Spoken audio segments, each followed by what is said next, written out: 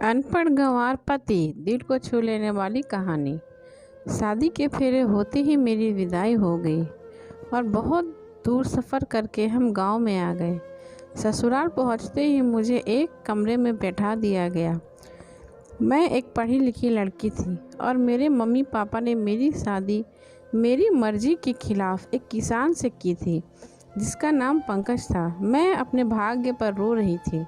इसके अलावा और कुछ भी कर भी नहीं सकती थी, बस बैठी रो रही थी। कुछ देर बाद मेरे पति अंदर आए और मैंने हल्की सी एक झलक उनके तरफ देखा तो वह एकदम मुझे अनपढ़ गंवार सा लग रहा था।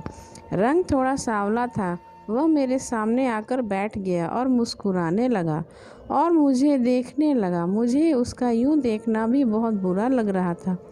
वह मुझे एक आंख ना भा रहा था। वह मुझसे कहने लगा, मैं बहुत खुशकिस्मत वाला हूँ जो मुझे तुम जैसी खूबसूरत और पढ़ी लिखी पत्नी मिली है। मैंने उसकी बात का तुरंत जवाब दिया और कहा, मैं बहुत बदकिस्मत हूँ जो मुझे तुम जैसा पति मिला है। मेरे यह बात सुनकर उसके चेहरे का रंग उड़ गया। उसे शायद मुझसे ऐसी किसी बात की उम्मीद नहीं थी, क्योंकि मेरा दिमाग बहुत ख़राब था। मेरे माता पिता के लाख मना करने के बाद भी मेरी शादी गांव में की थी। मेरे मना करने पर उन्होंने कहा कि लड़का बहुत अच्छा है, अपनी ज़मीन पर खेती करता है, अच्छे ख़ानदान से है, कमाता भी अच्छा है, तुम बहुत खुश रहोगी। लेकिन क्या खुशी बस अच्छी कमाई और अच्छे ख़ानदान तक ही सीमित है? मेरी खुशियों को कोई मायने नहीं रखती। मेरे अंदर नकारात्मक विचारों का एक सैलाब भरा पड़ा था। मेरे अंदर बहुत जलन थी। मेरे शब्द मेरे बस में नहीं थे। जी चाह रहा था कि अपने पति पंकज पर साड़ी भड़ास निकाल दूं। वह बोला, क्या हुआ स्नेहा, तुम ठीक तो हो? और यह क्या बोल रही हो? मैंने कहा, मैं सही बोल रही हूँ। तुम्हारी औकात नहीं मेरे साथ रहने की। तुम मेरे लायक और हो। अगर तुम्हें ऐसा लगता है कि यह तुम्हारी बहुत बड़ी गलतफहमी है। जाओ, पहले अपने आप को जाकर शीशे में देखो, फिर बात करना। ना तुम पढ़े लिखे हो और ना देखने में अच्छे लगते हो। मेरे मम्मी पापा ने ना जाने तुम में क्या देखा जो मेरी ज़िंदगी ख़राब कर दी। ये सब बोलकर मैं रोने लगी। वह चुप होकर बैठ गया और बहुत मायूस भी हो गया।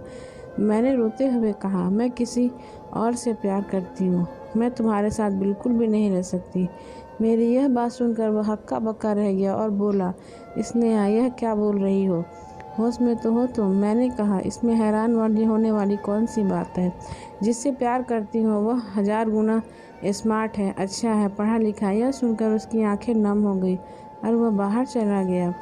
मगर यह सच था, मैं एक लड़के से प्यार करती थी जो मेरे कॉलेज में ही था। कुछ दिन हम मिले और एक दूसरे बातें करते करते कब प्यार हुआ पता ही नहीं चला। मैं अभी भी अपनी किस्मत पर रो रही थी। कुछ देर बाद पंकज वापस रूम में आया। उसकी आंखें थोड़ी सूजी हुई थी और पूरा चेहरा पानी से गीला था। वह शायद रो रहा था। उसने चादर उठाई और नीचे ज़मीन पर लेट गया। मैंने भी अपने कपड़े बदले और बेड पर सो गई।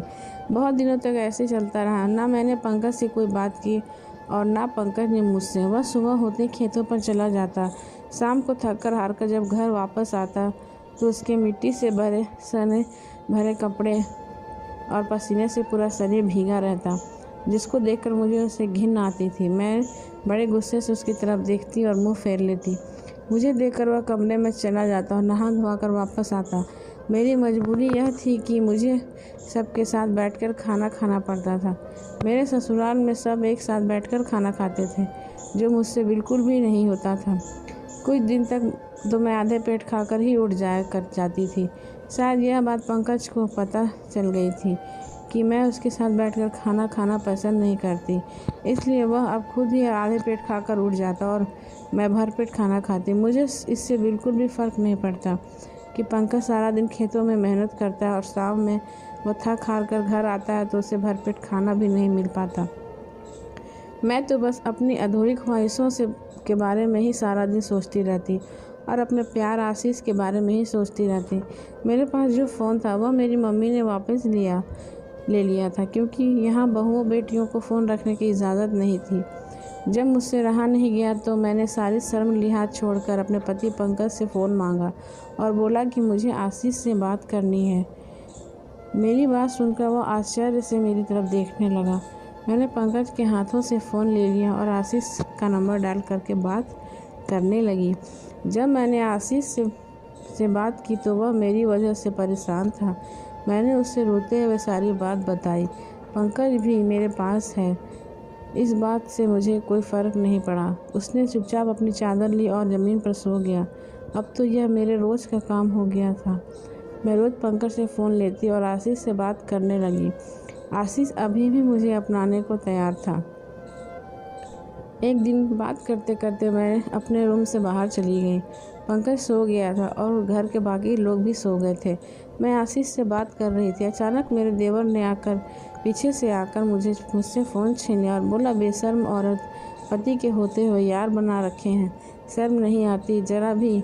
उसकी आवाज़ सुनकर सभी लोगों की नींद से जाग गए और बाहर आ गए। पंकज भी आंखें मलते हुए और आया और बोला, क्या हुआ, क्या बात है, इतनी रात को शोर क्यों मचा रहे हो? मेरे देवर ने सबके सामने मेरी पोल खोलनी चाहिए, पर पंकज ने बात को संभाल लिया। किसी को कुछ पता नहीं चला। मुझे बहुत गुस्सा आया कि मेरे यहाँ से जाने का रास्ता बंद हो गया। अब मैं आशीष से कैसे मिलूँगी? पंकज ने अपने भाई अमन को झूठा साबित कर दिया और कहा, मेरी पत्नी पर मुझे पूरा विश्वास है, यह ऐसा कुछ नहीं करेगी और यह अपनी सहेली से बात करती है। उसने मुझे बताया था पहले ही। मैं अपने कमरे में जाकर पंकज से लड़ने लगी कि तुम्हारी वजह से यह सब हुआ है। तुमने किसी को क्यों कुछ नहीं बताया? तुम मुझे छोड़ क्यों नहीं देते? क्योंकि मम्मी पापा की वजह से मैं खुद कुछ नहीं कर सकती। पंकज बोला, अगर मैं तुम्हें छोड़ भी दूंगा तो भी तुम पर कोई इल्ज़ाम बर्दाश्त नहीं कर सकता, क्योंकि तुम्हारी और तुम्हारे मम्मी पापा की इज्जत मेरी भी इज्जत है। अगर वह लड़का तुम्हें इज्जत के साथ अपनाने को तैयार है तो मैं खुद तुम्हें उसके पास लेकर जाऊंगा।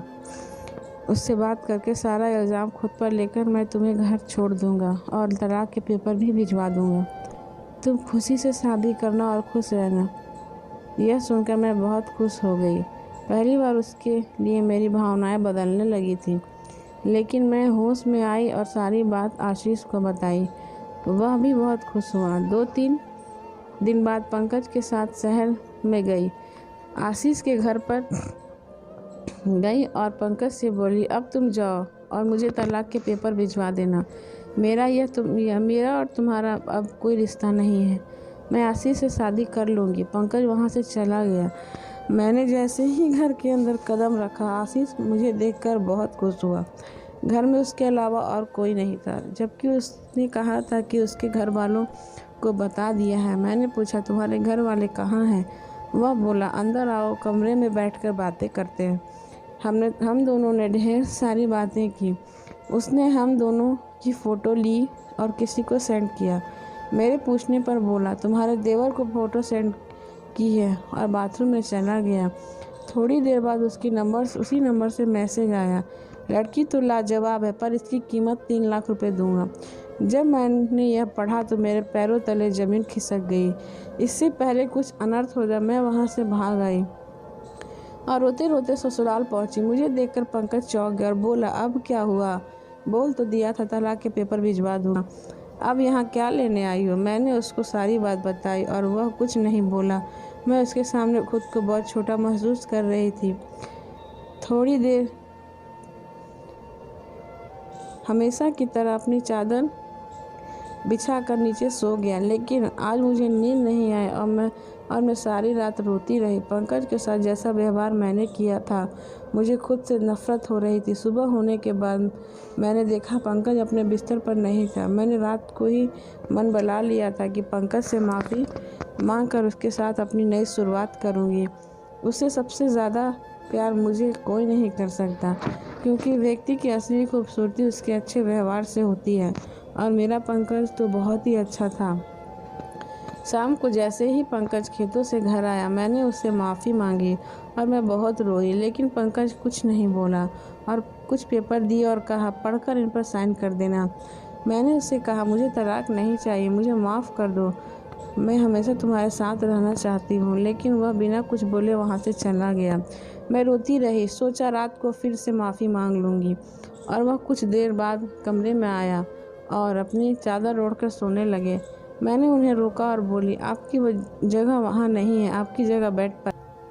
और पंकज के पैरों में गिरकर रोने लगी। मुझे तलाक नहीं चाहिए, मुझसे गलती हो गई, चाहे तो मुझे मारो डांटो, मैं कुछ नहीं कहूँगी। तब पंकज ने मुझे उठाया और बोला कि वह पेपर पढ़ लेती तो ऐसा नहीं होता। मैंने बेड पर रखे पेपर को उठाया। उसमें लिखा था कि पंकज ने अपनी ज़मीन को मेरे नाम कर दिया है। यह देखकर मुझे झटका लगा कि कोई इतना अच्छा कैसे हो सकता है। मैंने पूछा, पंकज यह ज़मीन मेरे नाम पर क्यों कर रहे हो? वह बोले, कल शहर जा रहा हूँ कुछ काम से, आकर बता दूंगा। 1 हफ्ता हो चुका था। मैं बड़ी बेसब्री से पंकज का इंतज़ार कर रही थी, लेकिन वह नहीं आया। उसकी जगह उनका मृत शरीर घर आया। घर में मातम सा छा गया। मैं यह सब देखकर बेहोश हो गई। जब होश में आई तो ज़ोर ज़ोर से रोने लगी। उसके दोस्त ने बताया कि उसे कुछ महीने पहले ही पता चला था कि वह गंभीर बीमारी से ग्रसित है, जिसका कोई इलाज नहीं। कोई बात तो थी जो उसे अंदर ही अंदर खाए जा रही थी। यह सब सुनकर मुझे झटका लगा। शायद यह मेरी वजह से हुआ था। कुछ दिनों बाद जब घर का माहौल शांत हुआ तो मेरी सास ने मुझे एक लेटर दिया और कहा, पंकज ने दिया था अपने दोस्तों को तुम्हें देने के लिए। मैं उनसे बोली, मम्मी पंकज तो अनपढ़ था, फिर लेटर कैसे लिखा? मेरी सास ने मुझे बताया कि वह बहुत पढ़ा लिखा था। तुम्हें कभी नहीं बताया उसने? मैंने कभी भी जानने की कोशिश नहीं की थी। मैं भागकर अपने कमरे में गई और लेटर पढ़ने लगी। स्नेहा, जब मैंने शादी के दिन तुम्हें देखा, तुम दुल्हन बने बहुत सुंदर लग रही थी। तभी मुझे तुमसे प्यार हो गया था। और हाँ, मैं एक पढ़ा लिखा लड़का था, चाहता तो अच्छी नौकरी कर लेता, लेकिन मेरे पापा ने मुझे खेती करना सिखाया और उन्हीं खेतों में आखिरी सांस ली और मुझसे वादा लिया था कि तुम इस ज़मीन को कभी बंजर नहीं होने दोगे, जिस वजह से मैं खेती करता था। जब तुमने शादी के रात मुझसे कहा कि तुम किसी और से प्यार करती हो, तो मैं पूरी तरह टूट गया और टेंशन के कारण मुझे यह बीमारी हो गई। जब मुझे पता लगा तो मैंने अपने हिस्से की ज़मीन तुम्हारे नाम कर दी, ताकि मेरे जाने के बाद तुम्हें कोई तकलीफ़ ना हो। और हाँ, अब तुम आज़ाद हो, जिससे चाहो शादी कर सकती हो। यह सब पढ़कर मैं बहुत रोई। मैंने अपने पति पंकज को हमेशा हमेशा के लिए खो दिया, लेकिन आज भी मैं उसकी विधवा बनकर रह रही हूँ। यही मेरी सज़ा है। सीख, मैं उन सभी औरतों को यह ज़रूर कहना चाहूँगी कि मेरी प्यारी बहनों, बेहतर को पाने के लिए बेहतरीन को मत खो देना, इसलिए क्योंकि पूरी ज़िंदगी आपको रोने के अलावा कुछ हासिल नहीं होगा। फ्रेंड्स, आपको यह वीडियो पसंद आई हो तो वीडियो को एक लाइक ज़रूर करें।